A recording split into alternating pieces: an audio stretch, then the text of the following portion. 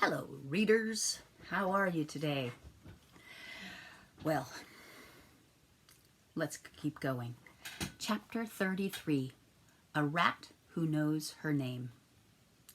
Meg had climbed the dungeon stairs and was preparing to open the door to the kitchen when the rat spoke to her. May I detain you for a moment? Meg looked to her left and then to her right. Down here, said Roscuro. Meg looked at the floor. Gore, she said, but you're a rat, ain't ya? And didn't the old man just warn me of such? Beware the rats, he said. She held the tray up higher so that the light from the candle shone directly on Roscuro and the golden spoon on his head and the blood-red cloak around his neck. There is no need to panic, none at all, said Roscuro. And as he talked, he reached behind his back, and using the handle, he raised the soup spoon off his head, much in the manner of a man lifting his hat to a lady. Gore, said Meg, a rat with manners. Yes, said Roscuro, how do you do? My papa had some cloth much like yours, Mr. Rat, said Meg, red like that. He traded me for it. Ah, said Roscuro, and he smiled a large, knowing smile. Ah, did he really? That is a terrible story, a tragic story. Reader, if you will pardon me, we must pause for a moment to consider a great and unusual thing, a portentous thing. That great, unusual, portentous thing is this. Roscuro's voice was pitched perfectly to make its way through the tortuous path of Meg's broken-down cauliflower ears. That is to say, dear reader, Miggery Sow heard, perfect and true, every single word the rat Roscuro uttered. Here's a picture of Meg and the rat talking to Meg. You can see the spoon on top of Roscuro's head. And Meg's cauliflower ears right here too. You have known your share of tragedy, said Roscuro to Meg. Perhaps it is time for you to make the acquaintance of triumph and glory. Triumph? Said Meg. Glory? Allow me to introduce myself, said Roscuro. I am Chiaroscuro. Friends call me Roscuro. And your name is Miggery Sow. And it is true, is it not, that most people call you simply Meg? Ain't that the thing? Shouted Meg. A rat who knows my name. Now, Miss Miggery, my dear, I do not want to appear too forward so early in our acquaintance, but may I inquire, am I right in ascertaining you have certain aspirations? What do you mean, aspirations? Shouted Meg. Miss Miggery, there is no need to shout, none at all. As you can hear me, so I can hear you.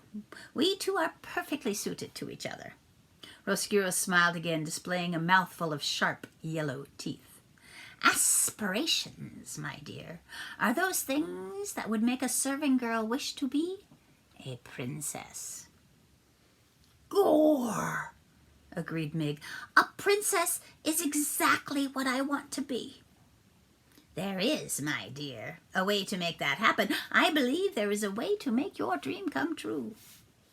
You mean that I could be the Princess P? Yes, Your Highness, said Roscuro, and he swept the spoon off his head and bowed deeply at the waist. Yes, your most royal Princess P. Gore, said Meg. May I tell you my plan? May I illustrate for you how we can make your dream of becoming a princess a reality? Yes, said Meg, yes. It begins, said Roscuro, with yours truly and the chewing of a rope. Meg held the tray with the one small candle burning bright, and she listened as the rat went on, speaking directly to the wish in her heart. So passionately did Roscuro speak, and so intently did the serving girl listen, that neither noticed that the napkin on the tray moved. Nor did they hear the small mouse-like noises of disbelief and outrage that issued from the napkin as Roscuro went on unfolding, step by step, his diabolical plan to bring the princess to darkness. That is the end of the third book. Book the fourth, Recalled to the Light. Chapter 34, Kill 'em, even if they's already dead. Reader, you did not forget about our small mouse, did you? Back to the light was what Gregory whispered to him when he wrapped Despereaux in his napkin and placed him on the tray. And then Mig, after her conversation with Roscuro, carried the tray into the kitchen, and when she saw Cook, she shouted, "It's me, Miggery Sow, back from the deep downs." "Oh, lovely," said the cook. "Ain't we all relieved?" Mig put the tray on the counter. "Here, here," said Cook, "your duties ain't done. You must clear it." "How's that?" shouted Mig. "You must clear the tray," shouted Cook. She reached over and took hold of the napkin and gave it a good shake, and Despereaux tumbled out of the napkin and landed right directly, plop, in a measuring cup full of oil. "Ah!" said the cook. "A mouse in my kitchen, in my cooking oil, in my measuring cup. You, Mig, kill him directly." Mig bent her head and looked at the mouse slowly sinking to the bottom of the glass cup. "Poor little Missy," she said, and she stuck her hand in the oil and pulled him out by the tail. Despereaux, gasping and coughing and blinking at the bright light, could have wept with joy at his rescue, but he was not given time to cry. "Kill him!" shouted the cook. "Gore!" said Meg. "All right." Holding Despereaux by the tail, she went to get the kitchen knife. But the mouse tail, covered as it was in oil, was slick and difficult to hold on to, and Mig, in reaching for the knife, loosened her grip, and Despereaux fell to the floor. Mig looked down at the little bundle of brown fur. "Gore," she said. "That's killed him for sure." "Kill him, even if he's already dead," shouted Cook. "That's my philosophy with mice. If they're alive, kill 'em. If they're dead, kill 'em. That way you can be certain of having yourself a dead mouse, which is the only kind of mouse to have." "Well, that's some good philosophy. That is, kill 'em, even if they's already dead." "Hurry, you cauliflower-eared fool," shouted Cook. "Hurry." Despereaux lifted his head from the floor. The afternoon sun was shining through the large kitchen window. He had time to think of how miraculous the light was, and then it disappeared, and Mig's face loomed into view. She studied him, breathing through her mouth. "Little Missy," she said, "ain't you gonna skedaddle?" Despereaux looked for a long moment into Mig's small, concerned eyes, and then there came a blinding flash and the sound of metal moving through the air as Mig brought the kitchen knife down, down, down. Despereaux felt a very intense pain in his hindquarters. He leapt up and into action. Reader, he scurried. He scurried like a professional mouse. He zigged to the left. He zagged to the right. "Gore!" shouted Mig. "Missed him!" "Ain't that a surprise," said Cook, just as Despereaux scurried under a crack in the pantry door. "I got the little Missy's tail, though," said Mig. She bent over and picked up Despereaux's tail and held it up, proudly displaying it to Cook. "So," shouted Cook, "what good will that do us when the rest of him has disappeared into the pantry?" "I don't know," said Mig, and she braced herself as Cook advanced upon her, intending to give her a good clout to the ear. "I don't know." Okay, this picture is a little disturbing.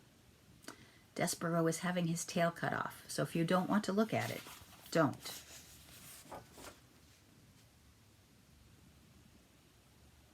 Poor Despereaux. That's a big kitchen knife.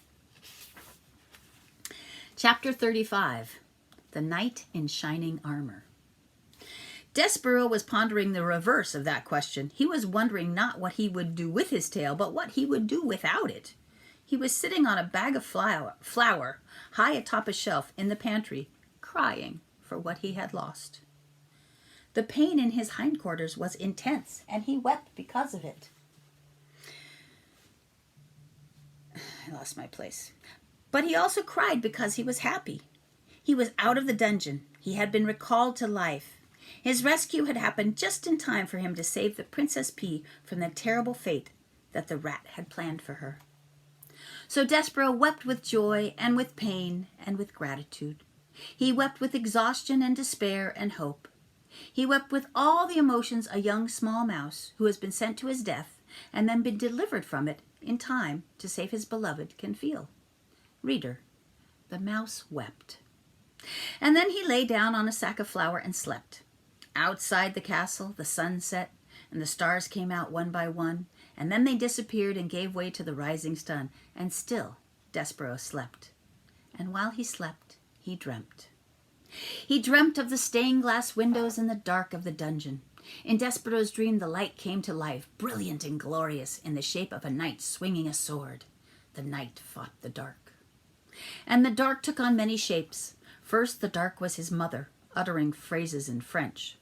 Then the dark became his father, beating the drum. And the dark was Furlough, wearing a black hood and shaking his head no. And the dark became a huge rat, smiling a smile that was evil and sharp. The dark! Despereaux cried, turning his head to the left. The light! He murmured, turning his head to the right. He called out to the knight. He shouted, Who are you? Will you save me? But the knight did not answer. Tell me who you are! Shouted Despereaux. The knight stopped swinging his sword. He looked at Despereaux. You know me, he said. No, said Despereaux. I don't. You do, said the knight, and he slowly took the armor off his head and revealed nothing. No one. The suit of armor was empty. No, oh, no, said Despereaux. There is no knight in shining armor. It's all make-believe, like happily ever after. And in his sleep, reader, the small mouse began to cry. What will happen? Will Despereaux ever see the Princess Pea again? Will Meg become a princess? What is Roscuro up to? Find out next time.